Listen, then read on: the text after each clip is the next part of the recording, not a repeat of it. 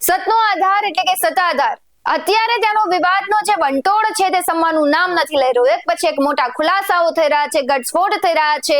વિજય બાપુ અને ગીતા વ્યાસ પર ગંભીર આક્ષેપો લાગી રહ્યા છે. ત્યારે વધુ એક વખત આહિર સમાજ છે તે સત્તાધાર મુદ્દે મેદાને ઉતર્યું છે. નમસ્કાર, આપની સાથે હું ભગવતી વિશાવડિયા.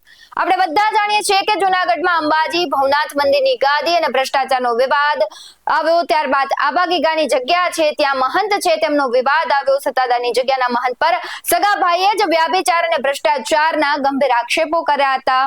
ત્યારે સત્તાધારના મહંત વિજય બાપુના સગાભાઈ નીતિન ચાવડાએ મંદિરના મહંત અને પોતાના ભાઈ પર આક્ષેપો કર્યા. તેમણે સત્તાધારમાં જ રહેતી એક મહિલા કે જેને આપણે બધા જ ઓળખીએ છીએ ગીતા વ્યાસ તેમના ખાનગીમાં લગ્ન કરી લીધા હોવાના આક્ષેપો કર્યા હતા. આ ઉપરાંત મહંત દ્વારા ગેરકાયદે કરોડોના વ્યવહાર કર્યાના પણ ગંભીર આક્ષેપો થયા છે. વિજય ચાવડાએ મુખ્યમંત્રી અને ગૃહ રાજ્યમંત્રીને પત્ર લખ્યો હતો અને જગ્યાનો વહીવટ સરકાર હસ્તક લઈ લેવા અને વહીવટદાર નિમવાની વિનંતી કરી હતી. સાથે જ તેમણે આ મામલે યોગ્ય તપાસની વિનંતી કરી. આ બાબતે સત્તાધારના મહંત વિજય બાપુએ તમામ આક્ષેપ પાયા વિહોણા ગણાવ્યા અને કહ્યું કે સમય આવતા યોગ્ય જવાબ આપવામાં આવશે.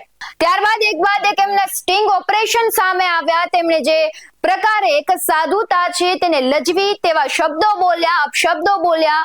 ગીતા વ્યાસ સાથેના તેમના ફોટા સામે આવ્યા. તેમની કાળી કરતૂતનો પર્દાફાશ પણ થયો. અને ત્યારે વધુ એક વિજય બાપુ છે તેમને વિરુદ્ધ આહિર સમાજ છે તે આવી રહ્યો છે. આહિર સમાજના જ એક વ્યક્તિ છે તે વિજય બાપુ પર ગંભીર આક્ષેપો કરી રહ્યા છે. એ પણ સાંભળીએ કે વિજય બાપુ પર તેમણે શું આક્ષેપ કર્યા છે. જય મુરલીધર, જય આપાગીગા. સંત દેખી નમન કરીએ, ઝપટ નમાવીએ શીશ. એક ગુના તો ક્યાં કરે, લાખો ગુના બક્ષીસ.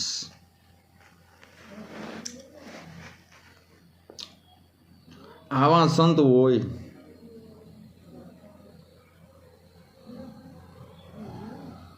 ને એક રેકડી રાખવા સારું મથવું પડતું હોય તો આપણે કેમ કહી કે સંત દેખી નમન કરીએ, ઝપટ નમાવીએ શીશ. એ સંત ક્યાં હોય?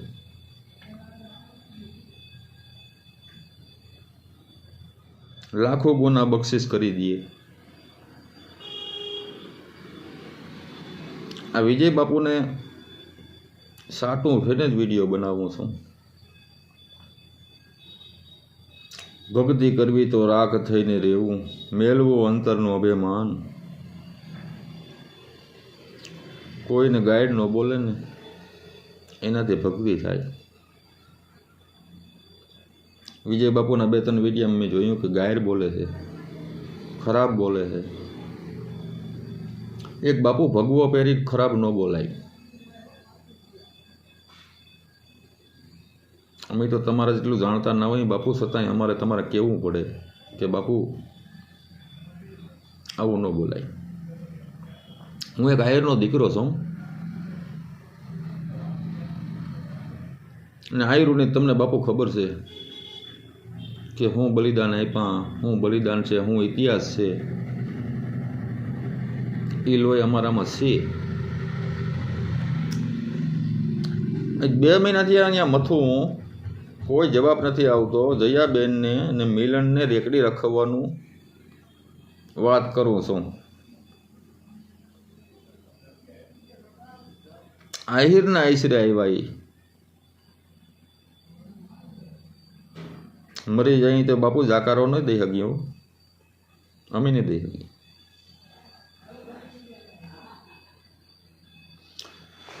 છતાં બાપુ વિશાલ કરો થોડો. જો તો અમે આવી જાય પછી 30 જણા ચોક્કસ સમાધાન થઈ જાય એ લોકોનું. એવું કંઈક કરી દો અને કંઈક ધંધો એને થાય એવું કરી દો બાબુ. બાકી આપાગીગાનો લોટલો ને ઓટલો પ્રખ્યાત છે.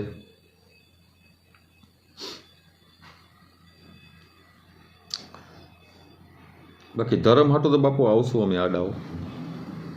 ધર્મની હાનિ થાય ને ત્યારે અમે તો આવશું. ધર્મને હાટું ધરવું એમ માથું ત્યારે આવે એ ધોળા ધોળ એ હું આવીશ. બાપુ બાકી ખબર છે કે મોત તો છે જ આજ નહીં તો કાલ. સારા કામ માટે કંઈક થાય તો શું એમાં વાંધો નથી આપણે. જગત તો યાદ કરશે ને કે સારા કામ માટે આ માણસ બલિદાન દીધું. ને આપણે બાપુ કોઈથી બીતાય નથી હો, તમને મોરથી કહી દઉં છું. આપણે કોઈની બીક છીએ નહીં.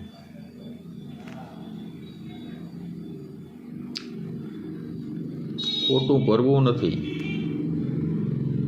ખોટું કરે એને બીક હોય. નહીં, ખોટું નહીં કરીશ.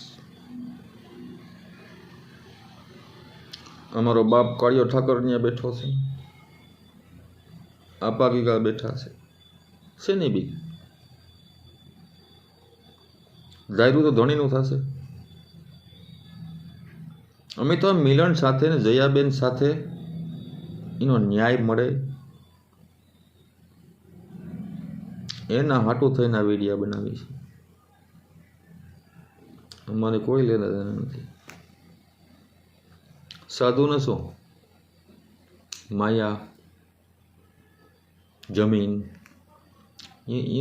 એને શું આ કાયમ આવે? કંઈ ન આવે. સંત થયો એ સંસાર ને હાટું સંત થયો હોય.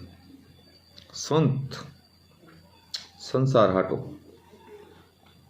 સંસારનું કલ્યાણ કરે એને સંત.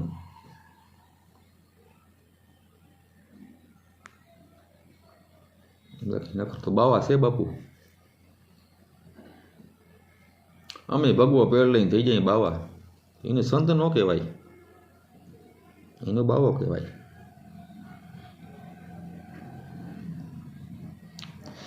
હવે બાપુ તમને શું નથી કહેવું મારે. 6 મહિના થયા, લગભગ 7 મહિના થયા. આ ઘણા મિલનભાઈ હારું મૈથા છે, જયાબેન હારું મૈથા છે. હજી કોઈનો ઉકેલ નથી આવ્યો.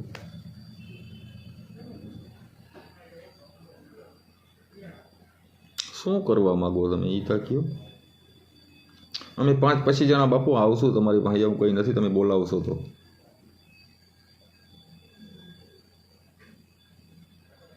પણ જગ્યાની હાનિ ના થાય બાપુ, ધ્યાન રાખો. ઇતિહાસમાં નામ રહી જશે સત્તાધારનું બાપુ. હાનિ થાય ને તો લોટલો ને વોટલો આ બે આપા ગીગાનું છે. બની બેઠેલા સાધુ છે તે સનાતનને લાંછન લગાડી રહ્યા છે. એક બાદ એક જે છે તેમના ઉપર આક્ષેપ લાગી રહ્યા છે, વ્યાભિચારના આક્ષેપ લાગ્યા છે. તેમ છતાં તે મૌન રહ્યા છે.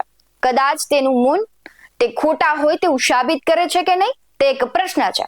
આ મુદ્દે તમારું શું કહેવું છે કમેન્ટ કરી જરૂરથી જણાવજો. આવા જ વધુ અહેવાલો સાથે ફરી મળતા રહીશું. તમે અમારી YouTube ચેનલને સબસ્ક્રાઇબ કરવાનું, અમને Facebook અને Instagram પર ફોલો કરવાનું ભૂલશો નહીં. બાકી નવી અપડેટ્સ મેળવવા માટે આપ જોતા રહો BS9 TV ન્યૂઝ. નમસ્કાર.